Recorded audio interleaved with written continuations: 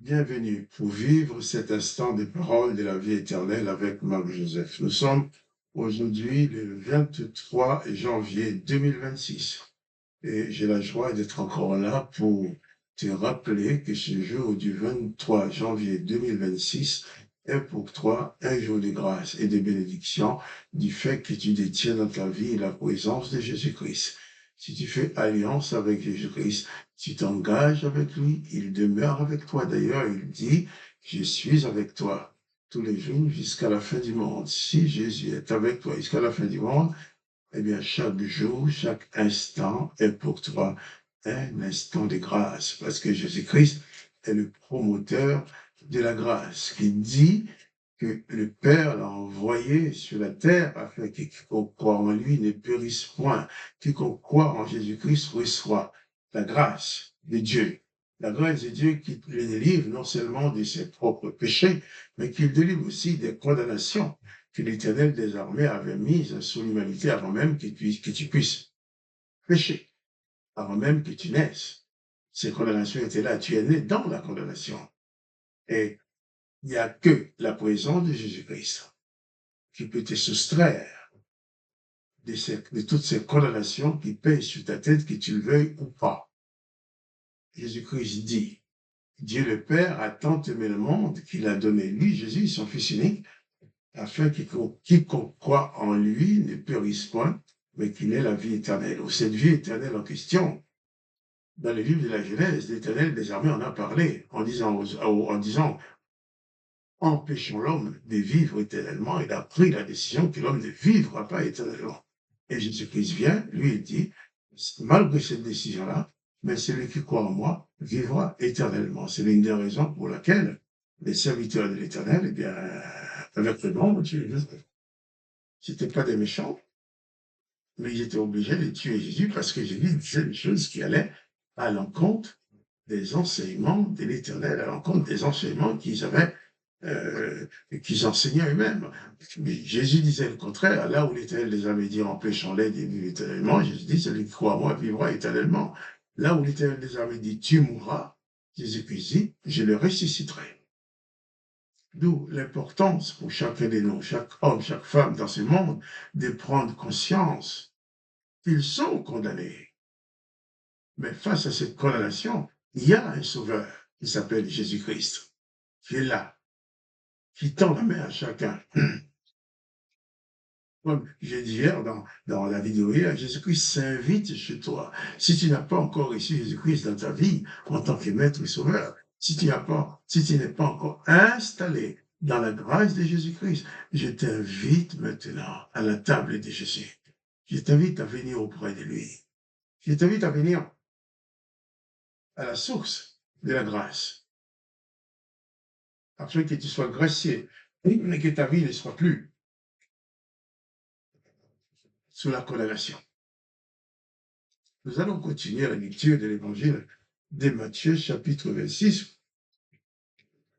Hier, nous avons lu ce texte quand Jésus avait envoyé ses disciples pour lui préparer un endroit pour manger le repas de Pessah, le repas de Pâques. Car ce repas de Pâques est important pour les Juifs. Jésus, non seulement Jésus va fêter ses repas avec eux, mais Jésus va s'introduire pour apporter à l'humanité quelque chose de beaucoup plus grand que Pessah, quelque chose de beaucoup plus grand que la Pâque. Il va apporter le salut. Il va ouvrir la porte des portes de la vie éternelle. Et pour cela, il va se laisser crucifier. Et lisons le repas, Jésus à table avec ses disciples. Le soir étant venu, Jésus se mit à table avec les 12. Pendant qu'il mangeait, il dit, je vous l'ai dit en vérité, l'un de vous me livrera. Les autres disciples ne savaient pas que Pilate, que Judas avait déjà pris la décision, avait déjà reçu l'argent pour livrer Jésus. Mais Jésus le savait. Il n'a pas condamné Pilate. Pilate, il n'a pas condamné Judas. D'ailleurs, il n'a condamné personne, même Pilate, qui a déclaré Jésus non coupable et qui a ordonné qu'il soit crucifié, Jésus l'a pardonné. Hein? Pendant qu'il mangeait, il dit, je vous le dis, en vérité, l'un de vous me livrera. Ils furent profondément attristés. Et chacun s'est mis à lui dire, est-ce moi, Seigneur? Il répondit, celui qui a mis avec moi la main dans le plat, c'est celui qui me livrera. Jésus connaissait le plan de Judas et il l'annonce tout simplement. Il l'annonce. Et Jésus dit ceci maintenant, le Fils de l'homme s'en va selon ce qui est écrit de lui. Mais malheur à l'homme par qui le Fils de l'homme est livré. Mieux vaudrait pour cet homme qu'il ne soit pas né.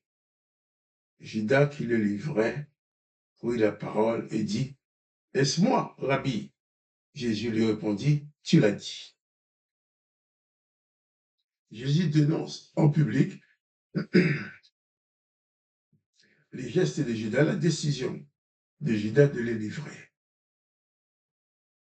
Mais Jésus n'a pas insulté Judas. Il ne l'a pas dit, tu finiras en enfer. Il a dit vraiment, c'est un malheur pour lui quand même. Parce que quand Judas va se rendre compte de ce qu'il a fait, ça va être très dur pour lui. Judas va se tuer. Judas va commencer par aller voir les souverains sacrificateurs pour leur dire, écoutez, j'ai vendu le sang innocent, je vous rends l'argent, je n'en ai pas besoin. Et ces gens vont dire, écoutez, ça ne nous regarde pas, c'est fini pour nous. L'affaire est clos. Tu nous as livré Jésus, on n'a rien à faire de ton problème maintenant. Et Judas est dans une grande détresse au point d'aller se tuer. Une chose importante à comprendre, c'est que même Judas, sur la croix, Jésus a dit, Père, pardonne-leur. Judas a été pardonné. Jésus n'a pas dit pardonne-leur à l'exception de Judas. Il a pardonné. Et Jésus aurait pu dire, tout le monde a dit, mais Judas, toi, sors, dehors, pars, va-t'en. Je ne vais pas de toi maintenant, tu es un traître. Non. Judas a laissé faire, tout le monde a posé la question. Il a dit à Judas, tu l'as dit. Important pour nous de comprendre que quoi que tu aies pu faire dans ta vie passée, Jésus-Christ veut que tu sois pardonné. Peut-être tu as fait presque autant que Judas, tu as régné Jésus. Peut-être tu as insulté le nom de Jésus. Beaucoup de gens se sont moqués de Jésus à l'époque. Et encore aujourd'hui, il y a des gens qui se moquent de Jésus. Peut-être tu n'as pas mis ceux qui ont rejeté le nom de Jésus, qui sont moqués de lui ou qui l'ont insulté, l'ont injurié. Jésus ne t'envoie pas en enfer pour autant. Jésus-Christ veut que tu sois sauvé. Car tout ce qui s'est passé sur la vie de Jésus, c'était prévu. Le jour même, Jésus a rencontré Judas, il savait que Judas allait le vendre. Le jour même que Judas a vu Jésus, Judas ne savait pas encore qu'il allait faire ça. Mais Jésus-Christ le savait. Il n'a pas repoussé Judas. Il ne l'a pas humilié. Il l'a reçu parmi ses disciples. Il l'a reçu, oui, il l'a reçu parmi ses disciples. Alors toi aussi, quelle que soit ta situation, je veux te dire, tu peux venir à Jésus-Christ. Tu peux venir à lui. Là, Judas l'a vendu et puis il a été mis à mort. Mais il était venu pour ça. Il était venu pour être mis à mort. Le Père le savait, le Fils le savait, mais il est venu quand même. Parce que Dieu le Père et son Fils voulaient absolument que tu sois sauvé. Qui donnera la vie de son Fils unique? Des gens qui ne sont même pas de sa famille, des gens qu'on ne connaît pas ou des gens qu'on qualifierait même des mauvais. Dieu le Père l'a fait et Jésus l'a fait. Toi aussi. Alors, donne ta vie à Jésus-Christ. En retour, donne ta vie à Jésus-Christ. Laisse Jésus-Christ habiter ta vie. Laisse Jésus-Christ régner dans ta vie. Je t'invite à le faire. Ouvre ton corps maintenant. Dis à Jésus, viens habiter en moi, viens vivre en moi. J'ai besoin de toi. Et tu verras.